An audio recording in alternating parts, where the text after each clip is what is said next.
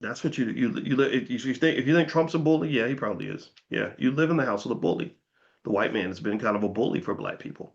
And the worst thing you could do when you deal with a bully is to fold up and shrivel up like a little punk. You knew this when you were little. Think about it. When you were little, how many of y'all agree with me on this? If you don't stand up to the bully, then you will always be you're gonna get worse bullying. How many of y'all agree with that? Like if you never ever stand up and just say, hey, look, you're gonna punch me in the face, you're gonna kick me in my testicles, I'm gonna be bleeding today, but I'm not but I'm gonna just I'm a down this hill right now. If you don't have that in you, if you don't have the fight in you, then the bully will say, oh, well, I got another victim. This is gonna be easy. This is I can harvest this Negro because he's weak. She gives up easily. I go kill her son. She's just gonna go pray about it, right?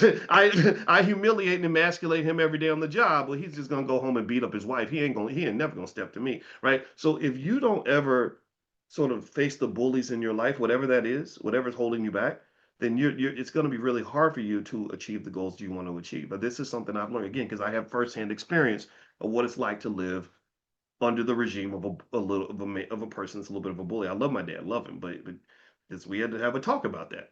Like, come on now, I got a little older. I was like, okay, you've always been the boss, but I need you to start being a leader. Leaders are different from the boss. Right? Bosses, it's arrogance and all that. I said, no, I need you to lead, not try to be the boss. Because right now, I'm 45, you're an old man. I'm the boss right now, if I want to be. But I'm not going to be a boss. I'm going to be a leader. And I'm going to respect you. But just understand, I'm not a kid anymore, right? These are real conversations we've had to have over time. So at some point, confronting the bully in your life. And let's go back to the US and economics, and we're going to talk about Venezuela.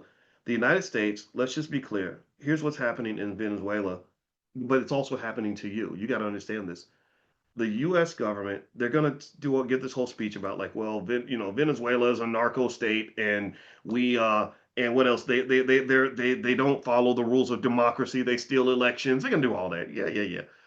You know what they're doing? They basically are like, okay, we don't like these people anyway. They have no economic strength because the Venezuelan economy has been an absolute wreck for many, many decades. I mean, and largely because the very good ideas of Hugo Chavez, who was a socialist, I have nothing against socialism. The problem is that when you pursue socialism and communism and you don't have a solid economic strategy or pragmatic approach to the economics like China does, then what's going to happen is your economics will fall apart. You look over and you say, "Oh, there's a big company. Their company makes lots of money. We're just going to take the money and give it to everybody." Well, okay, you can do that. Or we got all this money in the government. We're just going to print dollar bills forever. We're just going to print money because everybody can.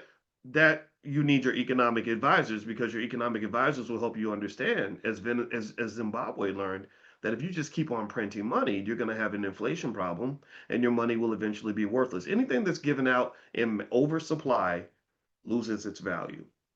Anything that's given in oversupply loses its value. I wish I could explain that to some of the young ladies who listen to Cardi B and think that they should just give their vagina away to every man with $1.50 in a Pepsi. Hey, any man that takes on the Red Lobster deserves to get some today. I would say no, no, no. Listen to what Muhammad Ali told his daughter. He said anything that is given freely is not valued.